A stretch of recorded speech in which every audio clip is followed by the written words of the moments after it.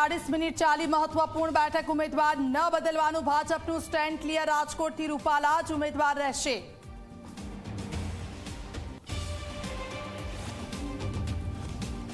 મહેસાણાના ઊંઝામાંથી ફરી એક વખત નકલી જીરાનો પર્દાફાશ। ગાંધીનગર અને મહેસાણાની ફૂડ વિભાગે 4 શંકાસ્પદ ફેક્ટરીઓ ઝડપી। દિલ્હી અને ઉત્તર પ્રદેશમાં વેચાતું હતું આ નકલી જીરું।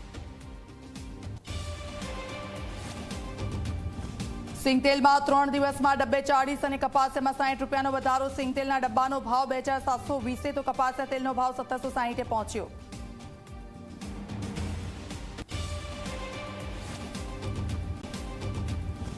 સુરતના માંડવી તાલુકા પંચાયતના પૂર્વ પ્રમુખ અને વર્તમાન પંચાયતના શંકર ચૌધરી લાંચ લેતા ઝડપાયા। પાતલા ગામના ઉપસરપંચ ભૂપેન્દ્ર ગામિત પણ એસીબીના સકંજામાં।